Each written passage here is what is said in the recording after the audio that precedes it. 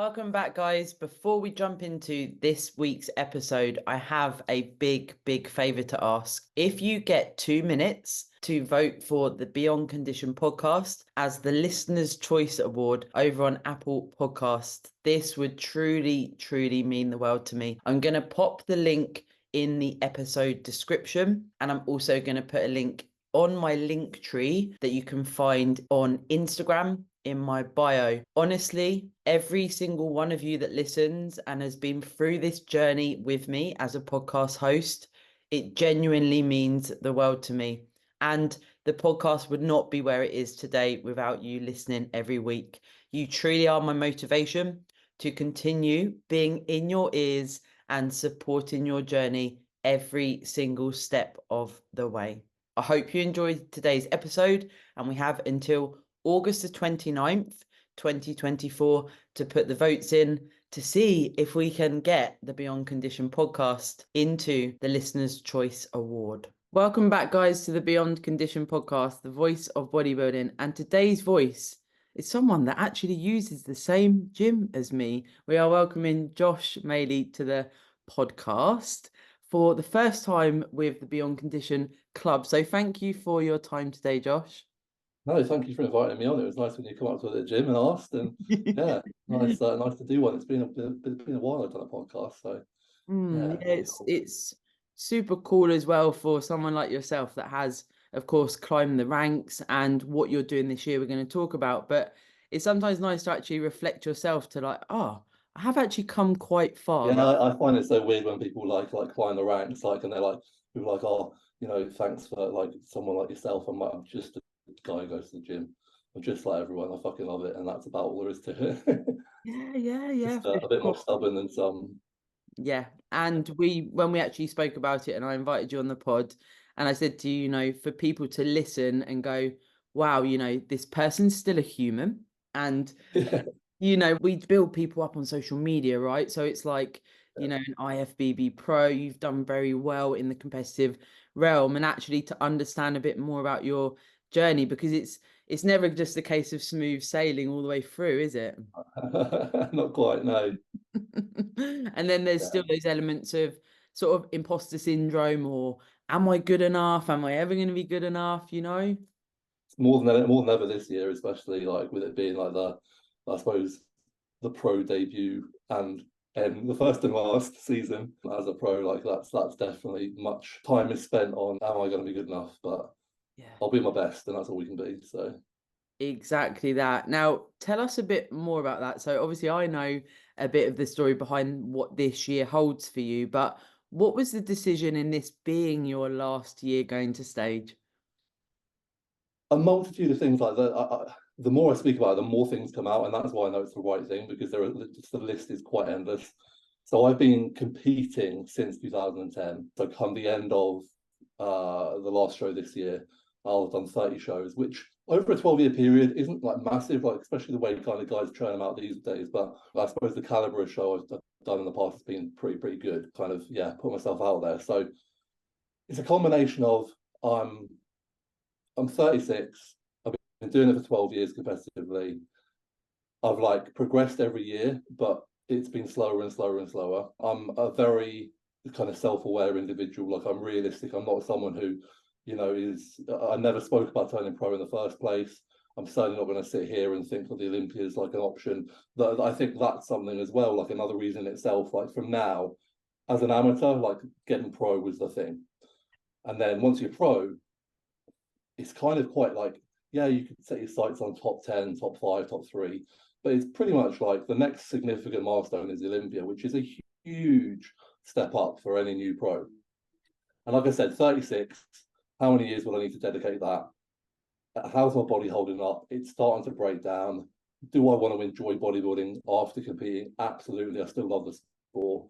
I don't want to be someone who like retire or is forced to retire and resents that what it's done to me, churn me up, spat me out.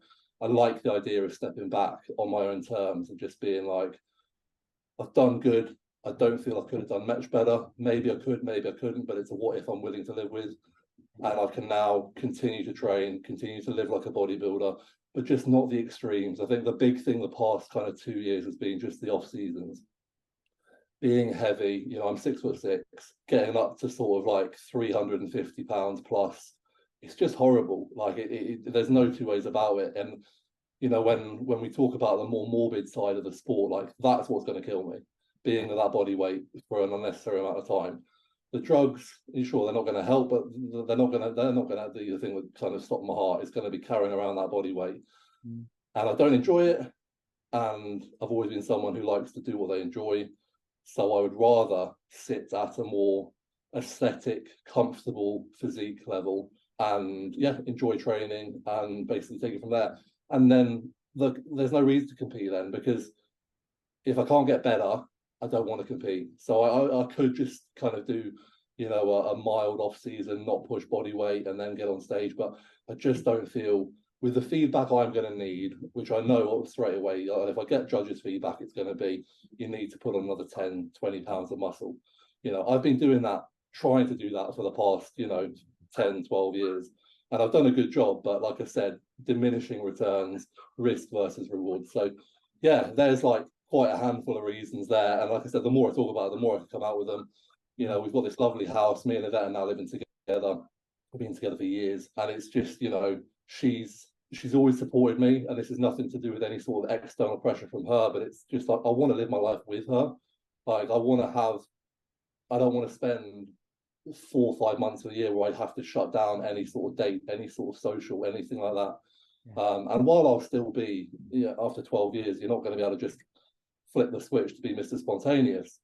Just having the ability, to do that is something I'm really looking forward to. So there's a lot I'm looking forward to, and there's a lot I'm very kind of sure of. And we've spoken, if in 2, 3, 4 years time the itch comes back, over 40s might make a comeback, who knows. Never say never, but generally my past life decisions, once I've chosen to do something, it's pretty much set. So yeah, for sure, it does as well. As you come through the ranks, like you say, very good example there, when you're amateur and then you get to the top of that and you get your pro card, people liken it to suddenly you're back at the bottom of the pile almost, and it's like shit. And the more and more I speak to male bodybuilders like yourself that are having those expectations of, from the judges' feedback, 10, 15 pounds or whatever it is, that's not a joke, but people don't quite understand it at times, because it's like, if you're new to the sport, or maybe you're an onlooker or partner of someone that competes, it's like, to put quality muscle tissue on and continue to do that, someone your size, your frame, there is health risks to it. That's it. And like I want to be a long-standing ambassador for the sport, not a gravestone. Yeah, but it does, as well, it does take a lot. And I think it's a very mature decision for yourself to go, actually, what I have with a vet, even that is enough to go, do you know what? I can walk around looking good. I can use my bodybuilding to transfer across the rest of my life, coaching people, doing things like doing, all of these things that we do have options as bodybuilders when we come away from competing. But I think for a lot of people, and I had this when I've had surgery and things, so I've had to take a step back, and I was thinking, like, am I going to be okay, like without the stage? But I feel like it feels okay, it doesn't feel like I need to validate anything right now. It feels like a good spot. So like you say yourself, it's accepting and making a decision for the right reasons. You're not, it's not like you're not going to be a bodybuilder, right? You're probably going to bodybuild till your last breath. Exactly. It's something. It's a lifestyle I found I've loved, and while I enjoy competition, it's just a lot. It's just a lot. So I think, like yourself, you're able to enjoy the process and the routine of being a bodybuilder, but without that pressure. And it is a pressure of having to get on stage and structure your time so that in 12 months time, what do I need to be doing now so I'm there, and all of this, like I can be a lot more free. And you touched upon the coaching, that's my job, that's my main source of income. And bodybuilding takes away from everything. I'm a bodybuilder first and always have been. And, in previous jobs, that's sort of been an issue at times because I'll put that ahead of certain responsibilities. And as a coach, I don't do that, but obviously I manage my time, and that then restricts the amount of people I can work with, the way I can work with people. Kind of training with clients, I do very rarely, because training for me is just so important as a kind of self-progression avenue right now. Whereas once I'm done, training is going to be a lot more there to be enjoyed, and I'll hopefully be able to share, my training intensity, mindset, atmosphere with my clients. And I'm looking forward to kind of things like that. They're going to be the ones that keep me on my toes. Yeah, for sure. And even I've judged shows and things, and there's different things you can get stuck into. And for sure, I just don't believe for people like ourselves that we're ever not going to be bodybuilders. But in your mind, have you ever, or have you had those thoughts before this year and making it your, like when you press the button of, I'm going to start telling people this is my final year? Yeah, I mean, with I only won my pro card in 22, so I took last year off. Yeah. And if I didn't win it then, that would have been it. So kind of, it's like it was great to do, and then I was like, fuck, I've kind of got to do something with this now. And part of me going into this year's prep was like, I don't know if my head's going to be in the right space, because I feel like, am I just doing it because I feel like I ought to do it? Yeah. Fortunately, once I get stuck into something, the kind of switch is flipped, so to speak. But 22, if it hadn't happened then, I don't think I would have been prepared to kind of do another push. And I suppose then getting it and being able to say, right, well, I'll do something with it, but I know, my potential in the pro league is limited. So I don't want to kind of exhaust too much time or effort into this. So like I said, I set myself this year, got to work, and here we are. Yeah, for sure. Now, with you touched on a little bit about, of course, risk reward with PDs. Do you have an idea for yourself when you do step away from competing, what sort of model you would go on to? Because, of course, there are, for people listening that hear things, a lot of male bodybuilders will say, I'm going to stick to TRT, and then maybe things like growth hormone, etc. Are you going to visit that near the time, or have you got an idea already? Yeah, I mean, I'll be perfectly honest. I'm still going to run PDs at a higher level than probably most would deem, but a considerably lower level than what I have. Yeah. Because I still, even at my size and shape and frame, I still have that kind of inferiority complex about feeling skinny. Like, that's my background, and that's my biggest fear going into the kind of future. So I don't want to downsize rapidly. I don't feel like the weight I carry now, for example, is concerning. I feel fine. It's that off season that I want to avoid. So I'll be kind of eliminating a lot of, well, all the drugs that are more toxic and kind of have more maybe mental effects, like the trends and things like that.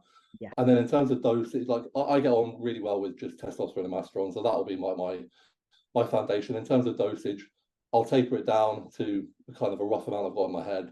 I take blood work 3 or 4 times a year anyway, and I'll be just kind of seeing, my blood work's never bad, but at the same time, it's never bad, and then all of a sudden it might be bad. It's always you're always on a kilter. So yeah, I think once I'm done, it will just be kind of monitoring it.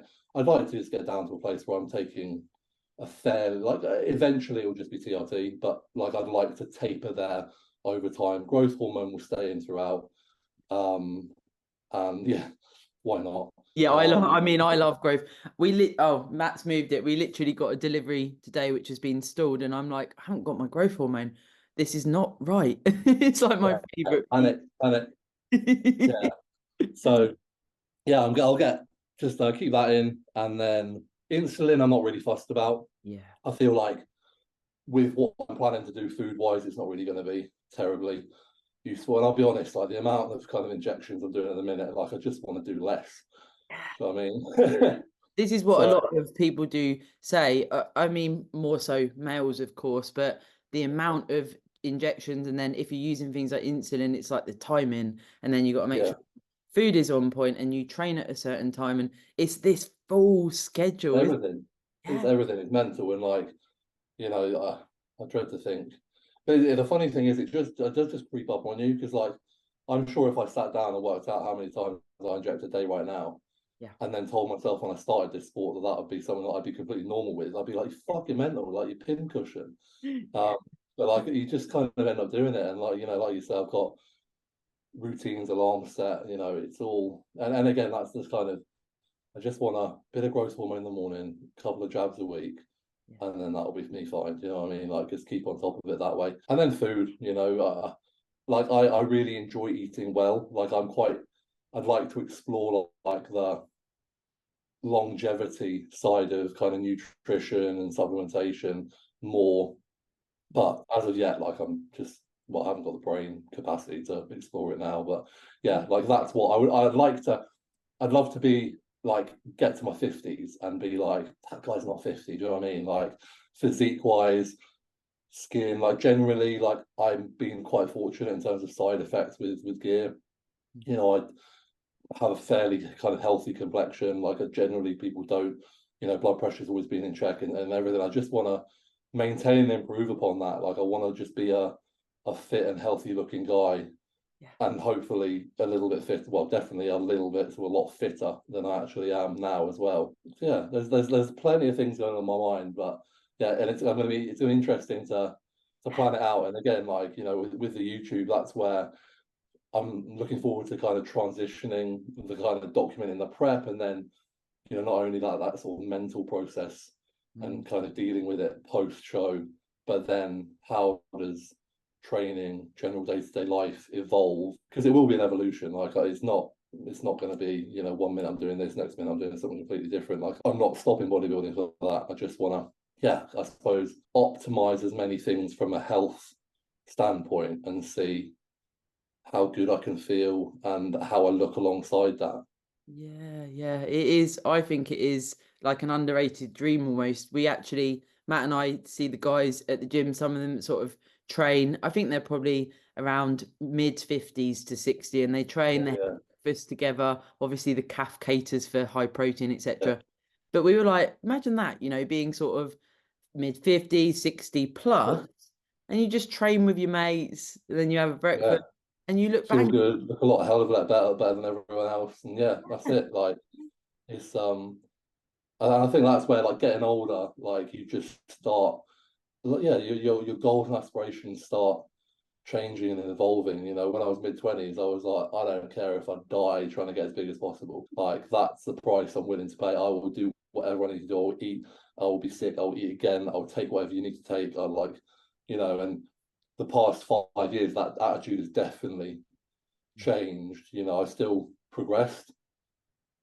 Part of me wonders, could I progress more by being more aggressive potentially? But again, there's that unknown of, then would I still be here in the capacity of competing, or would I have burnt out, or, you know, where would that leave me? So, you know, I think whatever you choose to do in life, there's always going to be what ifs, and you just got to be happy with where you're at and where you're going, and, you know, yeah, that's it. Now, you did mention about sort of your background a little bit there, being the skinny kid, as it were. Yeah. And would you say that that drove you to that initial, like, fuck it, I'll do whatever it takes, and that fueled that because of coming from that background? I mean, that's why I got into the gym. Like, I got into the gym because I associated muscles with confidence, and I had no muscles and no confidence. Yeah. So, you know, I was like, well, I don't know how to get confidence, but I know if I go to the gym and probably eat a bit more food, I'll probably get some muscle, and we'll see how that turns out. I think, like a lot of people in bodybuilding, like, naturally gravitate towards it. I have a very addictive and OCD sort of personality. Like, I'm not going to put myself in that OCD bracket because I know it's a completely different ball game, but Yeah. like, I'm very, like, once I do something, I want to do it well. Yeah, and I have to be so careful with what I get into. Like, you know, I don't play video games because that will probably be the end of bodybuilding. I don't do, you know, I'm very selective with what I choose to do. So yeah, because of that, like, yeah, I initially got into the gym just because muscles equals confidence. You know, 18-year-old lad, super fucking skinny. You know, getting to that point where I had a lot more interested in girls. I was at uni. I used to swim and then I stopped in my second year of uni, and then just committed all the time to the gym basically, and saw a great amount of weight gain and a good amount of muscle gain, but like I was a hell of a lot more of a chunk by the end of the uni than I was at the beginning.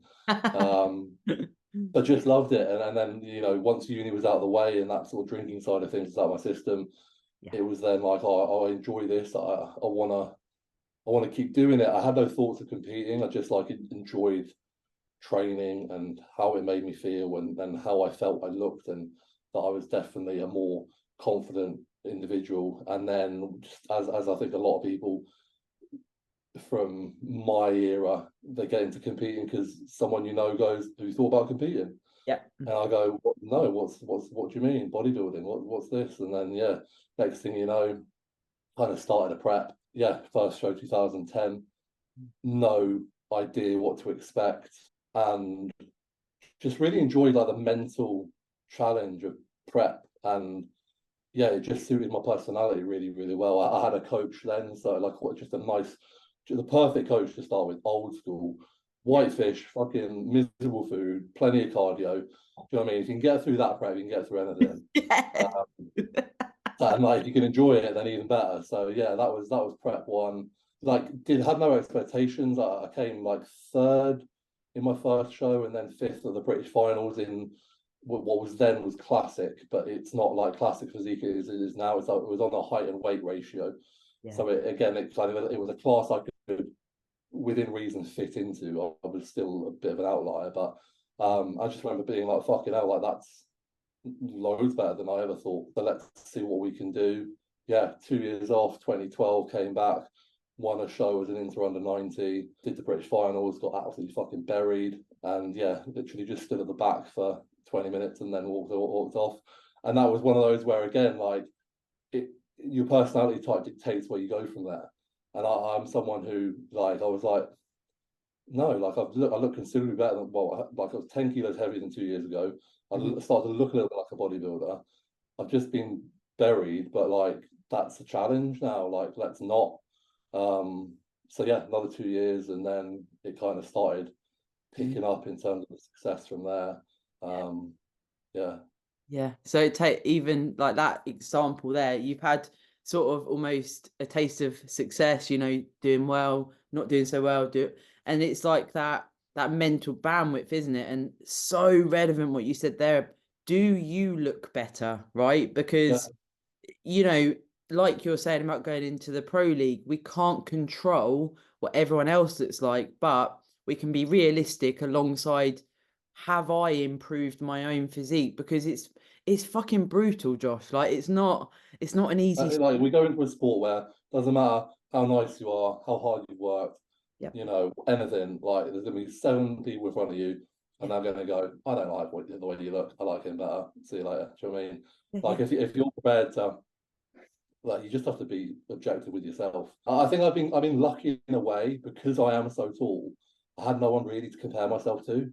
So that whole kind of self comparison was quite a hard thing. So, or no, not self comparison, but like comparison to others. Like all I could do was go, how did I look 2 years ago? How did I look last year? Like that's the only thing really I had to go on.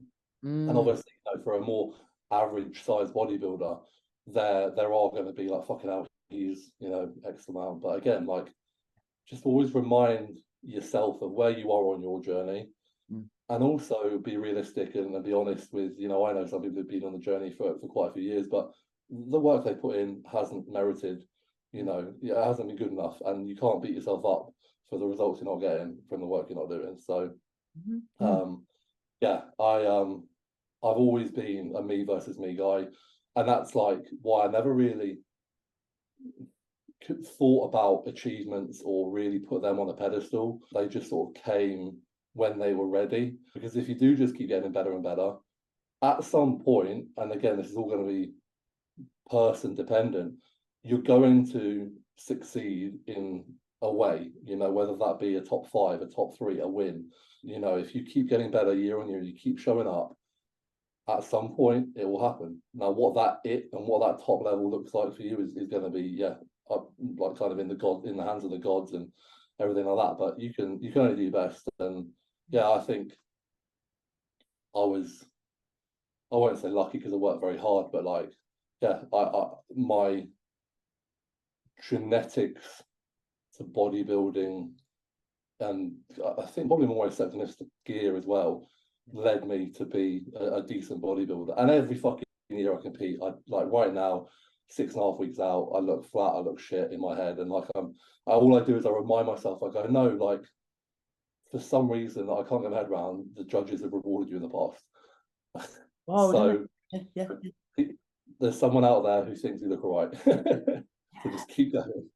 Yeah, for sure. But I love guests like yourself because it's like that humble nature though, because what if we validate all of this for those 5-10 minutes on stage? Fuck, like this is where we can see so many competitors in very dark places. It scares the shit out of me because I've been there myself, and I'm sure you've Yeah, been into the yeah, darkness yeah. in face. And I feel like the difference is if you're doing it for yourself, that you are proud to fucking rinse that stage and you have a good time, no matter Yeah. what the accolade is. The darkness isn't so dark. You find a way to get through because you know it's subjective. You know that you're doing your best, and Yeah. it's quite hard to teach to a certain degree, if you know what I mean. 100%. You know, it's that whole thing. Like, I could look, I could look worse this year. There's every possibility. It's going to happen at some point if I keep competing. But Yeah. I know, like, for the past, well, since I stepped off stage in 22, I've been very focused and I've done what I need to do. Like, so I can't stand on stage and have any regrets. You know, what will like that, and that's what I always say. Like, you know, and I sometimes, and I've lost clients this way because a new client might come to me or an inquiry might come through, and they'll start with, I want to win a show, and I'll be like, well, I'll stop you there because I can't guarantee that, but I can guarantee if you focus on that, you're gonna well, you might win it, which is great, but the odds are stacked against that. And when you don't, and that's been all you focused on, you're gonna fucking hate life. So let's go.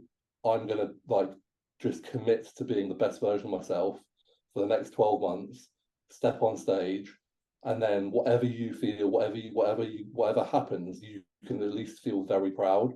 And the chances are maybe even having that mindset, having a slightly we've all at some point, it's crept up on you that do really fucking want to win, and you start putting that external pressure on yourself.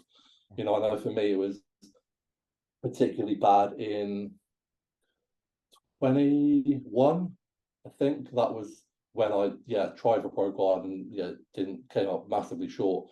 And again in 17, 16, that I came second in Mr. Universe that year.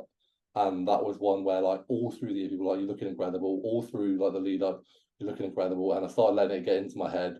Mm. And even at the show, people were like, yeah, you've won this. And you start thinking, and then you're there, back of the stage, second place from Great Britain, Josh Maley, absolute sucker punch for the dick.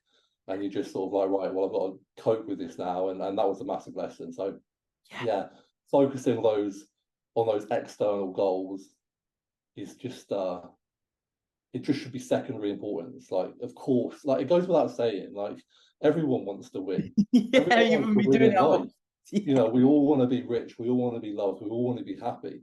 We all want the very fucking best that we can. But if you're against other people, a lot of that's outside of your control. So what can you focus on, and what should you focus on? And actions over words. The amount of words fucking people shout and spout, and the fucking actions that don't back it up. It can be infuriating. Yeah, it can. And I completely agree with you there, Josh, what you say on consultations. I've had it with people wanting to do a prep and they can't stick to a diet for 2 weeks, and I'm not prepared to coach Yeah, them under my name yeah, when they're already showing signs of this not being the right path. Now, there's absolutely nothing wrong with not doing a prep. We know yeah, as coaches, someone can be a lifestyle client and look sick. So this yeah, is where I feel like hopefully there's more of our breed of coaching where it's like, we've got to be honest about this, because also if we don't set someone up in the best mindset possible for exactly what we're talking about today, we've got a due diligence here, and that dark place they enter, we want to be there with them as much as yeah. possible. But if we've said, yeah, you're going to fucking win the show, it's Smash it, yeah. Yeah, no, I'm like, I sometimes like, and I have like been criticised by current clients in the past for being like extremely stingy with compliments.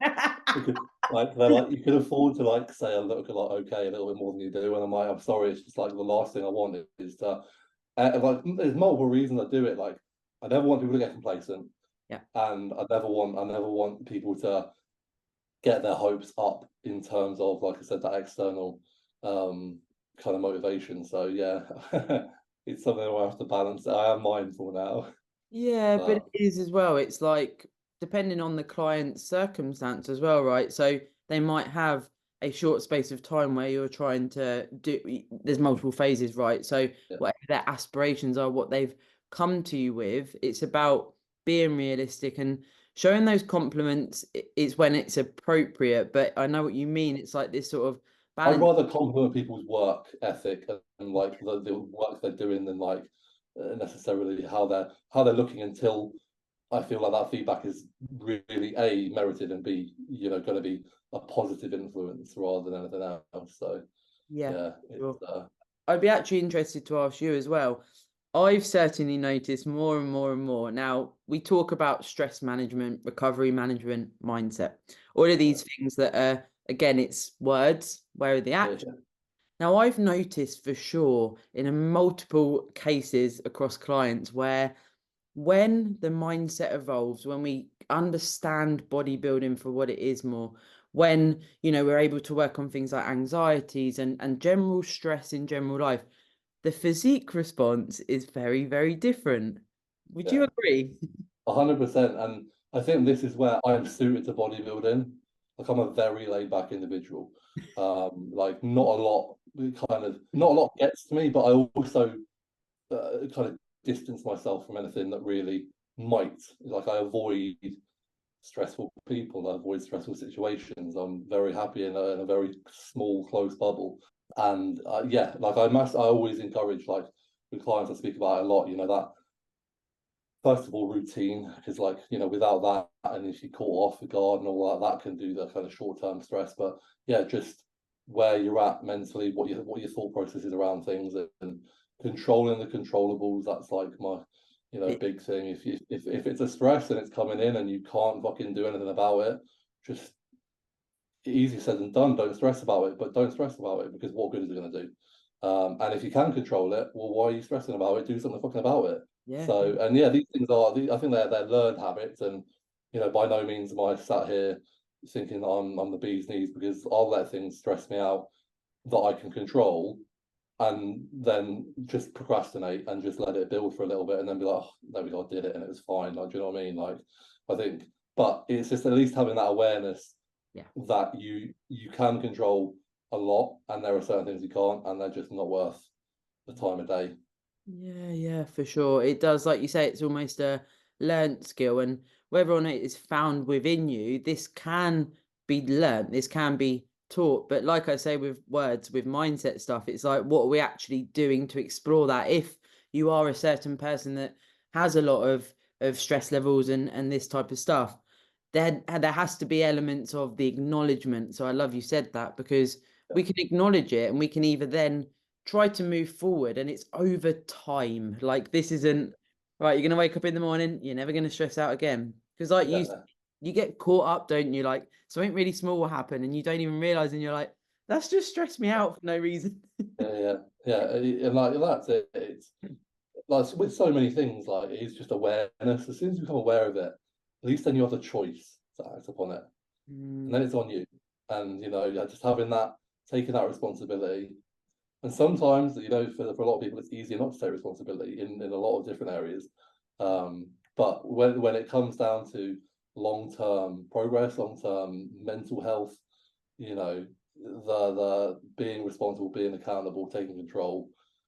Oh yeah, like I said, it's a developed skill. I actually feel that bodybuilding massively helped me there, because yeah, I think just like when I started bodybuilding, like having that level of control over exactly what I put in my mouth, exactly the effort I put in training, it empowers you with like I'm in control. And then that started to like kind of infect other areas of my life. Where I was like, well, if I'm in control of this, yeah, I'm in control of that, if I'm in control of that, and I want to you know, go down this route of work, then I can do that. Whereas for a few years I was just bodybuilding, sat in the gym as a gym instructor, and I was like, I'm getting paid enough to pay my food bills and, you know, cover my basics. And then after a bit, like that sort of, yeah, that positive, empowering feeling starts going, no, I want to do more, and I know I can do more.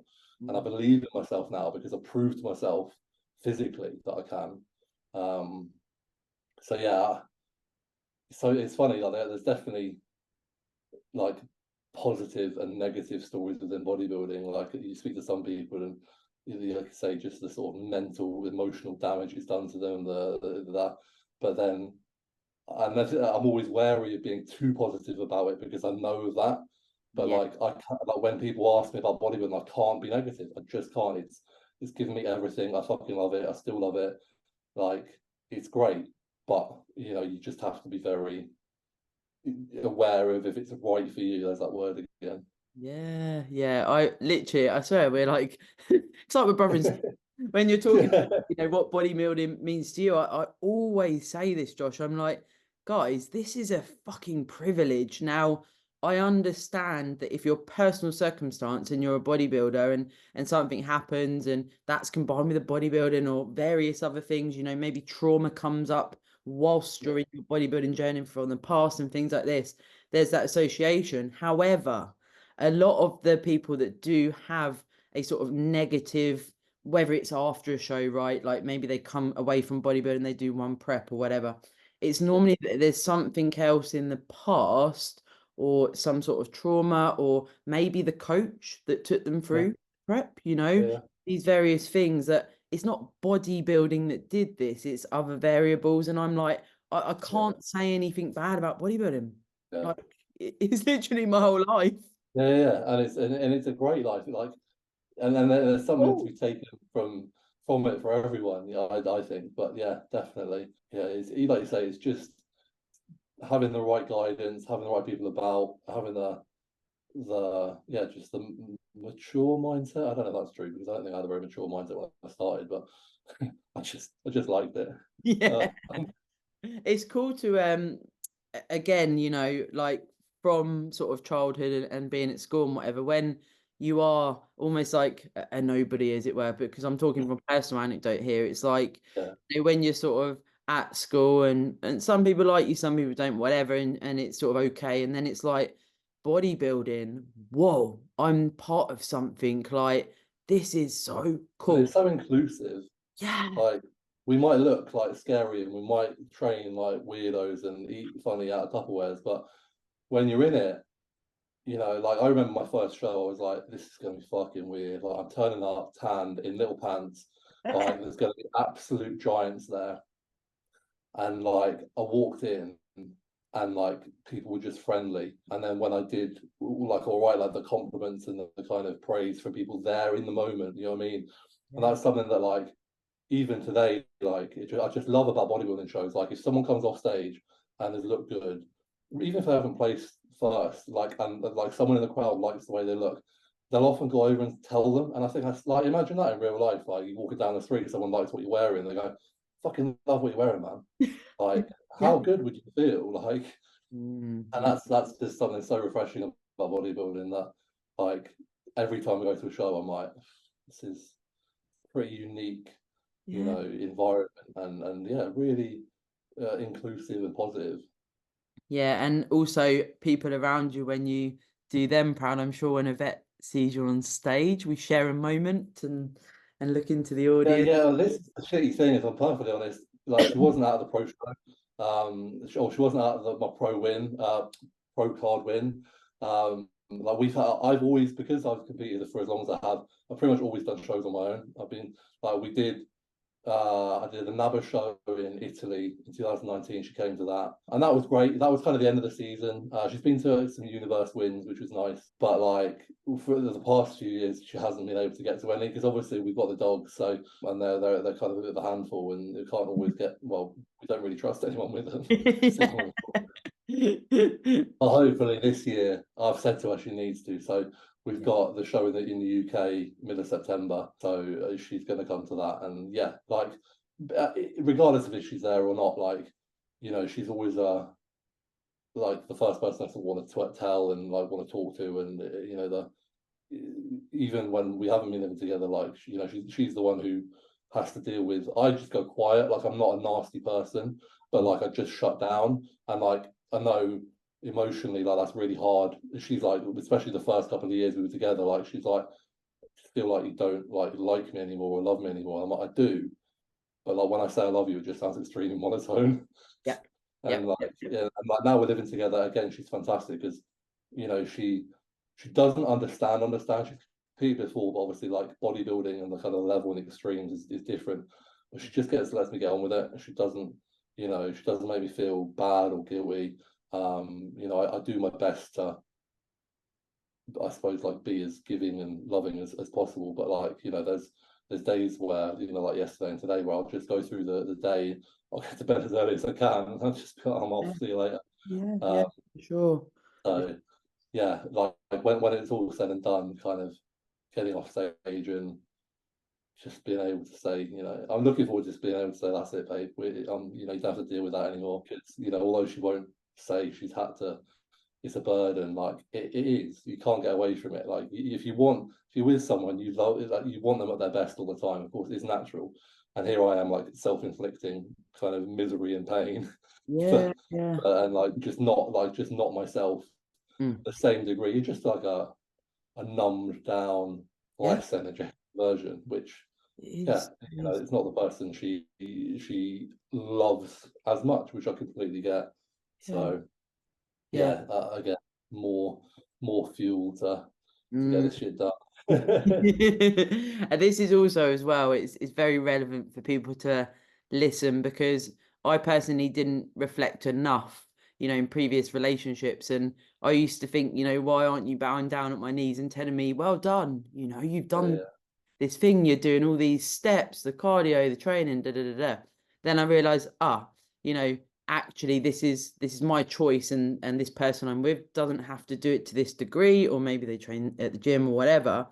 And actually being open about it now with Matt, when I was in my last prep, it's like towards the end, you know, it's not I don't love you. It's not that yeah, at all. It's just you not are got a lot to give. literally you're getting through each day, aren't you? And that's the Yeah, reality when you're pushing through the ranks, right? yeah, and I think like you know, I often get clients like message me on prep and they're like what do I do? How do I deal with it? And I'm like, just got to remember that A, it's your choice. Yep. It's nobody, like if you're feeling tired or hungry or angry, it's not anyone's fault but your own. And the second thing is be as open as you can. You know, I've this prep I've gone to bed, I've left that voice notes in bed, just explaining what's going on in my head, just being like, listen, I'm really sorry I've been really quiet today. I'm slightly overthinking about this and that, and you know, and like, you know, because for us it seems obvious, like when you love someone as much as you do, Yeah. like you just think, oh, of course they know that, but like you don't, like no matter how long you've been with someone, like being told those things means a lot at any level, and you just got to think if it's the other way around. Like if she says I love you to me, I still get a buzz from that. So Yeah. why wouldn't that happen the other way around? And Yeah. I think you know we can quite easily just fall into that hole of being like, well, I'm thinking like I love her all the time, so how does she not feel that? Because you're going through your day as a zombie Yeah. and like not really interfacing much with your partner.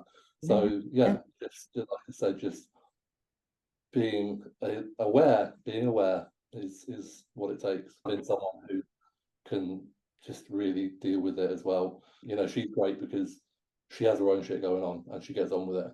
I think, you know, when you know, I've had clients who have got like, you know, kids and it's like the mum is a mum and that's kind of all they do. Yeah. And their I suppose like their enjoyment and their it comes from being with their partner, Mhm. and when their partner isn't present, it's hard. Whereas like if they'll quite happily, you know, do their own thing Yeah. all day Yeah. and you know be productive and you know have stuff to do and not just be there thinking, oh, I just want to spend some time with Josh. But you know, if the opportunity's there, sometimes she's that fucking busy. I have to be the one and go, right, can we have a couple of hours on the sofa a weekend? So Can I book in the diary? yeah, yeah. What are we doing on Saturday? 4 till 6. We've got free. Mhm. Yeah, it is as well. It's that like I guess, having that strength within the relationship to be able to be brutally honest about it. It's like, this is important to me, you know, especially this season for you. It's like, this is my last stab at it. Yes, of course, Yeah, I'm gonna be at that point. It's probably like maybe 8 weeks out, right? Where it's suddenly like, okay, you know, a lot of yeah, start to change, and then as you get closer, but having that ownership and a solid relationship for sure is so, so big. Now, I understand people listening may not have that, right? And that's not for us to, you know, pass judgment or anything. But I feel like even if your partner isn't a bodybuilder, doesn't train, the first step is to try and talk to them about what it involves and what you're going through, you know? yeah. No, just yeah. I say that all the time. Just speak, just talk. Because saying something is better than saying nothing. Like, you know, like they'll gather an idea over time, and whether it's one prep you do or whether it's multiple preps you do when you're with that person, you know, it does get easier for you and for them, because you know the more preps you do, generally the better you get at dealing with them. Obviously, that's still fucking hard, but you know, I suppose you can learn from mistakes, and you can sort of be like, okay, I could have done better in this aspect of, like, you know, relationship management or whatever it may be. I need to take that forward. Mm. But yeah, just like I always say to clients, like, their partner isn't involved in bodybuilding at all, I just go, you know, when they're like hungry and hangry, just tell them, imagine feeling like that 24/7, and like that'll like at least click a little bit for, Yeah. like, okay, like that's not a terribly nice feeling. I can see why he might be or she might be a little bit less enthusiastic about life right now. Yeah, yeah. You know, an analogy I heard once, this will make you die. So I think it might have been Tony Hughes that said it, where all men should try trends so they know what it feels like when a woman's on their period. Yeah, yeah, I yeah, mean, yeah, yeah. you know, that like, Again, yeah, that definitely. it's a That's it. relatability, isn't it? Of like, it's obviously a different scenario, but like you said, Yeah, there's, if you are hangry all the time, what would that feel like? People are going to go, oh, okay, maybe I yeah, understand. yeah, yeah. Just Mm. yeah, relatability in some way. Yeah, yeah. Do you find that any compounds do alter, like obviously trend being one, it just reminded me there, any of the compounds alter how you feel in regards to like your mood or how you would be around a vet or other people? Like, I generally have a very high tolerance to side effects. I would only say like the past kind of 2 or 3 years, I've been more educated. Like for me particularly, like the one thing that will absolutely bury me is like Halo. Like in the last couple of weeks of prep, Yeah. Halo goes in, I just die inside. I take it out, and I'm like, shit, I was loads different. Like when I was on that, like again, just I go from being tired and depleted to emotionally unavailable. Tren and things like that, again, pretty good tolerance. I think it's more of a slow burner. Mhm. So and I think it goes hand in hand, because the tricky thing is, I use it when I'm on prep. I go through prep, I reduce food, I increase output, I get more tired, I get, you know, and then trend gets increased. So it's kind of hard to pinpoint, but I certainly feel like it doesn't do me any favors kind of towards the end, and like it is a compound I'm genuinely like, I like in terms of the strict bodybuilding application, I fucking love it, but in terms of like things that I'm really looking forward to never using again, that's way up there. Yeah. Yeah. Yeah. And again, I'm hoping that I'm hoping by doing like the YouTube stuff and talking on camera, I'll be able to maybe notice in like a year from now, and maybe look back and be like, I'm different. Like now I've spent, you know, X amount of months not taking anything like that. You know, I'm, like I said, I'm certainly not a negative person, or kind of, yeah, anything like that, but or particularly angry. It takes a lot to get that out. I might be a little bit more short on prep, but again, is that drugs or is that hangry? Who knows? Yeah. Um, Yeah. so it Yeah. is something I'm kind of interested to kind of compare with in the future. Yeah, for sure. It's this ongoing experimentation, isn't it? That's what I find is exciting about PEDs. It's like, for me, it was always an exploration as to what could happen. You know, I love bodybuilding, so I know that's a thing. What could I do with my physique by you know, trying PDs and then exploring different compounds. Women, it's obviously very different per se, and it's not going to be probably as wild as a guy, but it's that excitement to experiment and see what you can do with something that you're so passionate about. And I feel like that, noting down what certain compounds make you feel like and what aesthetic, you know, what's the desire there? Okay, so is the risk versus reward there, or are you just going, oh, I'll fucking smash that in? It don't really matter, you know. It's a very different kettle of fish, isn't it?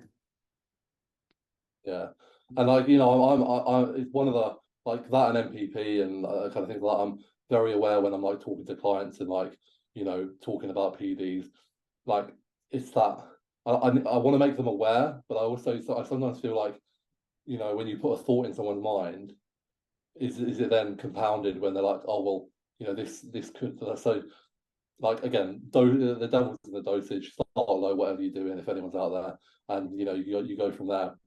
And you know, I'll have guys who, you know, I'll introduce something, even something that I might not necessarily kind of consider notable at all, and they'll be like, I feel loads different, good or bad way, right? Well, let's stop taking it. How do you feel now? Oh, it's fine. Okay, right.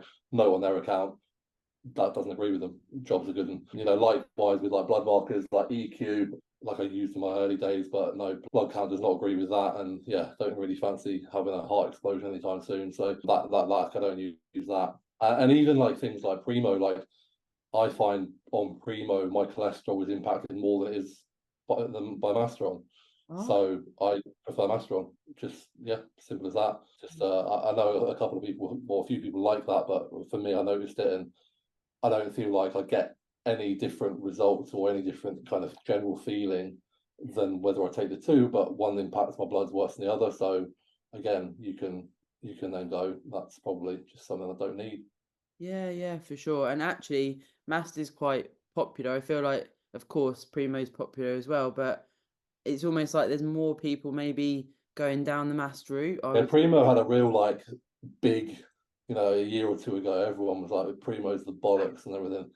I was like, fucking yeah, I've used it before and I've never, and you try again. I was like, no, still don't feel any different on it. And like, yeah, bloods were off. I was like, nah, I just stick to what I know. You know, when you've been doing it 12 years, there are only so many drugs out there, and ultimately, when it comes down to it, the long and short bit is they all do very much the same thing. It's just what effects do they have on you from a health standpoint, a mental standpoint, and a result standpoint, and then finding out, you know, it's similar to training. You know, there's 100 different chest exercises. It's probably only 10 that you really connect with. So you're not going to do the number 99 that you just get nothing out of when you could just be sticking to the ones that work. So yeah, I keep things basic in a lot of what I do. You know, especially in this day and age of bodybuilding, Yeah, for and sure. everyone loving to overcomplicate anything and everything. Yeah, So well, there's method in that, isn't there?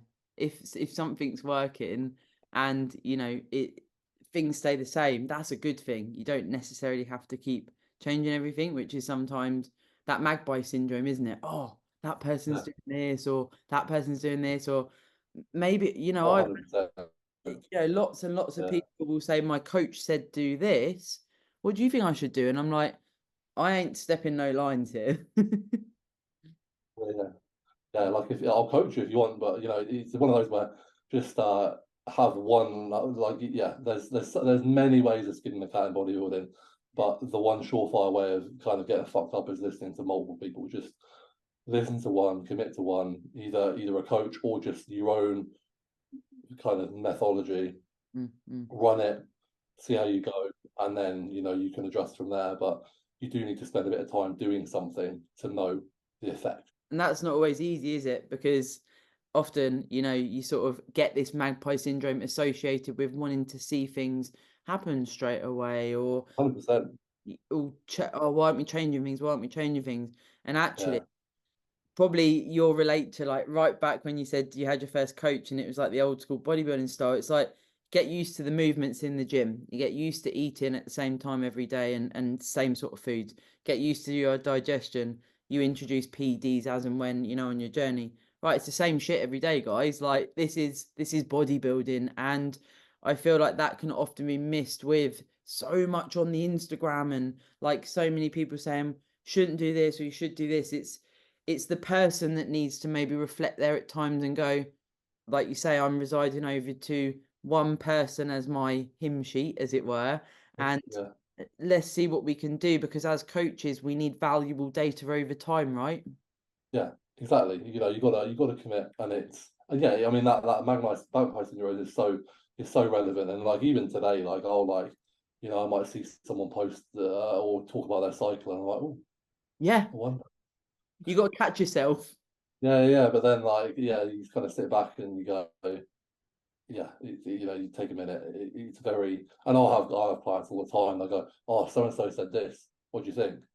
And I go, "Yeah, so and so looks great, but so and so is X amount of years down the journey. I don't know, like they're pushing for a physique that you're not Mm. kind of capable of yet, and again, risk reward. A lot of these things are, they'll hear something quite extreme and be like, oh, if I can do that, which is why I'm very kind of hesitant to ever speak about like my dosages, Yeah, because I know what I was like.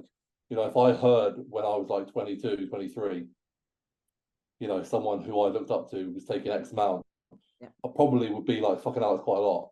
I wouldn't go there straight away, but I'd try and get there pretty quick. yeah. You know what I mean? I Like, agree. instead of taking, the next 10 years to graduate dosages, you could find yourself 4 years down the line already there, having missed out on some, potential less damaging progress that may have been a touch slower. But again, like, there's only so much drugs to bring to the party. So I will, just for clickbait, do a video once I've done for of what I've taken. But like for now, I said recently, I don't want like what YouTube's like, or not necessarily YouTube, just generally like people in general, Yeah, like they, they love to critique, they love to hate, and they love to tell you you're going to die, and yeah, I just don't want that on prep. So yeah. I'm going to wait until I've finished taking everything, and then go, this is what I took, and I'll go, oh, you're going to die, and I'll go, well, I haven't, have I? Yeah, I'm still here, guys. So, and I posted my blog like all the way through prep, even like at the halfway mark, and yeah, it's like I always want it to be perfect, but it's like it's good. Do you know what I mean? And so yeah, proof is in kind of the pudding, and that's not necessarily because of the way I do things. That like I said, I do think I have a good tolerance to things, and I'm also very diligent with my supplementation and stuff like that. And obviously, I'm really lucky to be sponsored by Strom, who just take care of that side of things massively. So Yeah, it's there's many different kind of facets to being healthy, and it's not healthy, it's health management, risk management, whatever you want to call it. yeah, yeah, If you're taking gear, you're not going to be, it's a risk. There's no two ways about it. It's not healthy, but there's smarter ways of doing things, and there's straight up lunacy. yeah, yeah, for sure. And also that transfers into all the phases, right? Like prep, yes, of course, we might be using more stimulants and things like this. So there's additional risks because obviously we're even natty, right? We're pushing a deficit that isn't normal. But then when you come through that reverse out, there can be that impact, of course, from the prepping itself. But what you're placing was mentally, but then coming away from, if you are taking certain compounds out, depending on who your coach is and what you're doing, etc., then you're going into off season, then are you putting more compounds in or different compounds? And there's this constant, I guess, requirement for ideally the athlete to want to learn themselves as well, and to have that one person that has all that data, that has, that knows them as an individual as much as possible, that assesses the physique over everything. And that in itself, that solid bond, or, what we can get from clients, what we can get out of it, or if you're coaching yourself like you are, you have to have, it's trying these things, isn't it, in that bigger picture. Yeah, and I treat myself like I do all my clients. Like I have all my Yeah, data for yeah, the past however many years, and mm, I like I say, I know what works, and I know what I've done. And obviously every prep's different in terms of requirements, calorie wise and output wise. But I have things to feed back on. I have like I said, I can look back on drug protocols and be like, that was good, that was less good, and like I said, generally by now it's just evolved to being a very similar sort of design because it works, and yeah, it gets results and doesn't kill me quickly. So I remember when, like, as I worked my way through the years with my first coach, we were together like nearly 8 years, and by the end of it, like the peaks were very much the same, right? And he could like just do everything with his eyes closed because it is the like that's the good thing, really. But I think that sometimes it's like I don't want it to be the same, but bodybuilding, yeah. bodybuilding, it's this like this daily execution. Now, when you look back at your journey, sort of right from the start, we had a listener question, Rimini, who when I put that you were coming on the pod, she was like, yes. Oh, cool. Thank you. So I was like, would you like to ask Josh a question? So she said, is there, well, you've already spoken about what you've learned from bodybuilding, but is there anything you tell your younger self from when you started your journey, if you could sort of go back there? Or it sounds like you've sort of learnt very well along the way, really, from the start. Yeah, I'll be honest, like I'm someone who kind of likes to kind of go with a no regrets approach. Like I think anything that I've done that hasn't been like hard work dictates everything. So you can have a suboptimal diet, suboptimal lifestyle, suboptimal drug protocol. You can still make progress, and I suppose that's where I've always succeeded in making progress because I'm just prepared to dig in. And any mistakes I have made or any things that haven't worked out along the way are lessons. They're lessons for me as an individual, they're lessons for me as a coach. So again, like I think one of the in the kind of world of coaches we've got, like one of the things I've got going for me is I've lived this journey from the bottom to the top, and I have experienced, the physical strains, the mental strains, the relationship strains. I can relate to pretty much anyone and everyone on that journey, and putting yourself through it. I don't regret a thing there. So Yeah. no, I don't think there is anything like I kind of tell myself. Mm. A little bit more like it's self-belief, but again, like uh, that's just not who I am. I think if I told myself, if I was sat there at 22 and I came back and stood in front of me at 36 and said to that 22-year-old, have more self-belief, I still wouldn't fucking listen to me or believe me. So it didn't make a difference anyway. Yeah, and I do believe as well, you want to believe in yourself, but there's elements of the growth mindset and the progression is sitting in discomfort that you're maybe not feeling good enough. Okay, so what Yeah. are you going to do? What actions do I take to be good enough, right? Like I said, I've never believed in myself in terms of what I can achieve in bodybuilding because I've never really focused on it. But I've always had like an unwavering belief in I can work. I can work hard. I know I can do the work. And like I said to you kind of right at the beginning, like you'll reach your best, whatever that will be, by doing that. So yeah, just focusing on that side of things, and that's where bodybuilding is nice because it is such a selfish, isolated kind of pursuit of personal excellence.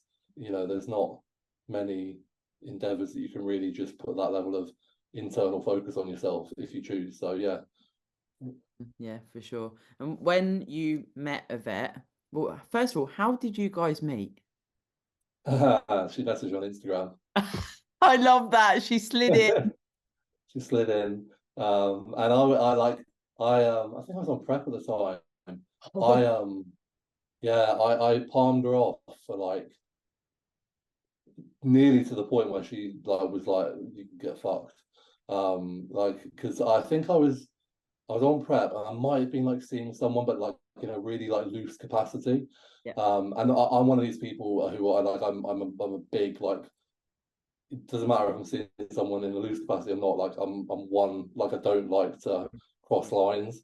Yeah. But then that fucking was so loose that it just completely evaporated. And then I think I know it was December the 16th when I'd messaged her, I think like the week before. So I had a works do in Manchester, which was near where she was. And I said, if you know anywhere nice, let's meet up after. And we met up and that was it really. Like I just remember just being blown away by just conversation, the kind of connection. We only spent a couple hours together. And then we saw each other once more before Christmas, and then I was going to see my parents, and then it kind of picked things up from there. But again, like we then spent the next 5 years living 2 hours apart. So, you know, we saw each other at most weekends, didn't see each other at all during lockdown. That was fucking miserable. But one thing that we always say to each other is like, it puts us in such a strong position, because when you've gone through that level of separation and like you're still together and you're still as strong as you are, like ain't nothing breaking you. Like, you know, you kind of been forced through the worst. So, you know, anything from here is just smooth. And you know, I know she's when we moved in together, she was slightly apprehensive because like I used to live in a flat, and I bought that place not expecting to be there very long. I was like, I'll buy it, I'll move out fairly soon, I'll rent it, and you know, so I never treated it like home. And she's clean. She's hoovering right now. You know what I mean? She's a clean freak. So I know she was like, fucking hell, like if he treats this place like this, what's it gonna be like when we live together? But yeah, she was pleasantly surprised by my receptiveness to learn and take on board what was needed. Because at the end of the day, you know, happy wife, happy life, and you know, you want your home to be a nice place. I mean, like the home we have is phenomenal, and like the way she keeps it is incredible. Like I feel almost like guilty sometimes because she just does everything, and like not through me asking. It's just that's her thing. She likes, she takes a lot of pride in it, and I do, but not to the same extent. And also, I don't enjoy. I think she enjoy. I don't know. I just can't get my head.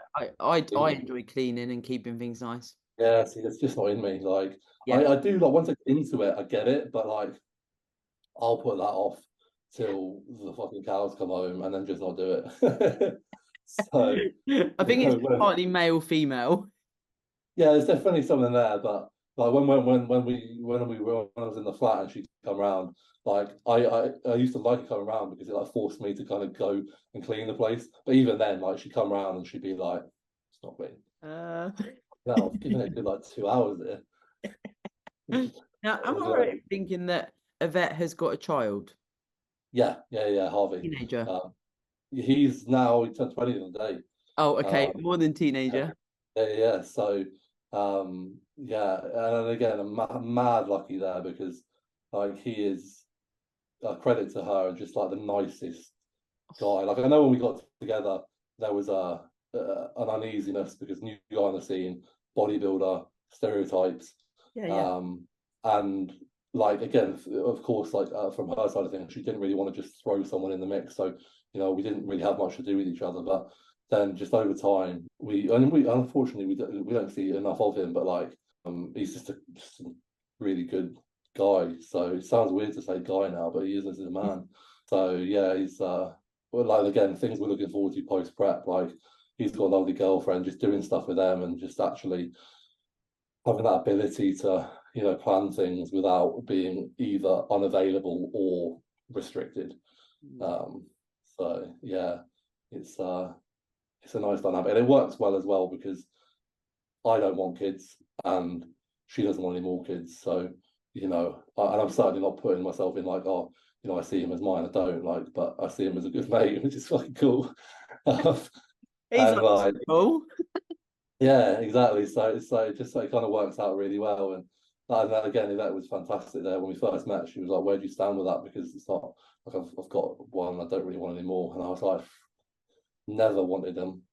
Obviously things change, but you know, like I said, we're 6 years deep and nothing's changed. You know, we got our dogs. I'm more than happy there. I feel things are pretty complete, and yeah, a couple of my friends have had babies lately, so I could kind of like pop in and jump in, you know, when the time's right there, and also have the ability to duck out. Yeah, for sure. Now, before we wrap up, I must ask you as well, because this period of time is, of course, people are leading up to competition like yourself. They've already completed their season, and that tricky time that we've touched on a little bit with the sort of dark places you can face as a competitor, that reverse out period into post-show. Would you say that there's any big sort of tips or things, sentiment that you could share to try and get through that time? I always try my best, and I always ask. Yeah, like without doubt, like anyone out there, like hopefully you've been made aware of it. Like I always make sure I make my clients aware of it. Like that when the first time they work with me, like post show is the hardest part of prep. Yeah. With that, like there's just no two ways about it. So at least again, having that knowledge, you can be slightly prepared, but you'll never be prepared until you hit it, because you kind of hear that and you think, how can it be the hardest part of prep? Because I finished competing. But the problem is you finish competing and you still need to stay on plan, but you have no reason to. You have no goal. You have nothing. So it's gonna suck. One thing I think Kuba might have done a reel about it the other day, which was spot on, is doesn't matter what you eat, doesn't matter how much you eat in this post-show period, you're gonna be hungry. So, you know, thinking you can satisfy yourself, you can't. Therefore, whether you're eating, you know, 500 to 1,000 calories above your prep diet, which you probably should be to manage this, or you're binging every night, you're still going to feel equally hungry and more miserable on the binge, because you'll then feel shit about yourself. So I think, again, having that appreciation that the hunger is an insatiable beast and really will be, in a screwed up way, ideally into your off season. You know, if you can cultivate that and kind of build food up but still stay hungry, then you're going to put yourself in a great place. And again, I think that's where having that mindset has always helped me. Is, you know, I'd never look at it. This is the first year where I've had an end. I've never had an end. I've finished a show. I've never, and this is why hopefully I'll be able to look back and reflect a little bit kind of better once this is all said and done. But like I've had a show, I might have won the show. I've not spent any time thinking about that. I've thought, right, where do I go from here? What am I doing next year? How am I structuring that?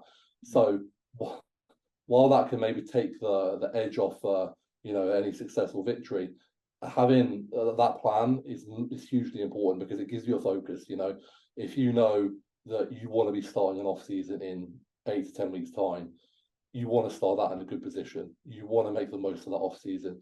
You know, no matter how well you've done, like, you know, unless Mr. Olympia happens to be watching this, no matter how well you've done last season, you're gonna need to improve, and you probably want to improve moving into the following season. So, you know, sit back and kind of think, what do I need to do to achieve that? Because, you know, I've seen it happen a lot. People fucking up their whole year because they have a month of complete debauchery and lack of control, and then they're sort of fighting a losing battle. So yeah, it sucks.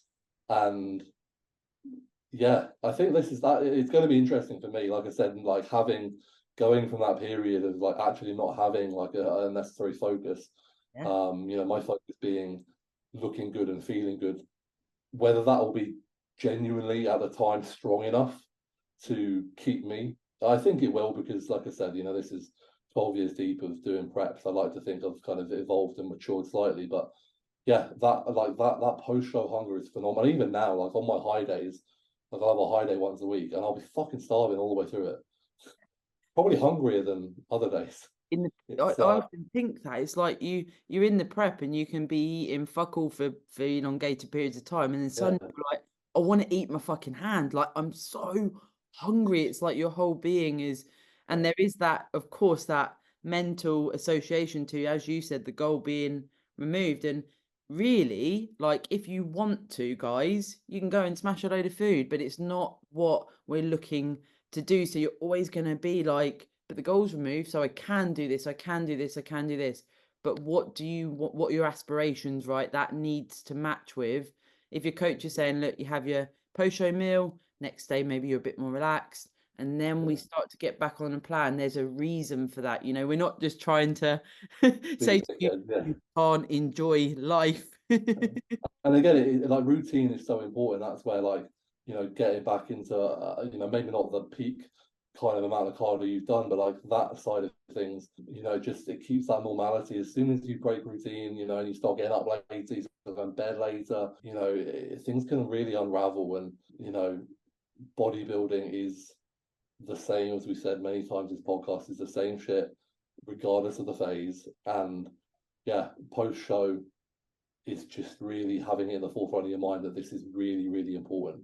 You know, you're not going to see the progress there like that, but you're gonna set yourself up, or like I said, ruin the progress. You know, there's two guys who come out of that, and there's the guy who absolutely smashes his off season, and there's the guy who, you know, doesn't really get an off season because he's actually gonna not being able to put on any body fat because he's a fat cunt already, and then goes into prep, you know, in a similar position. My worst fear is standing on stage and a year later looking exactly the same. So, you know, don't.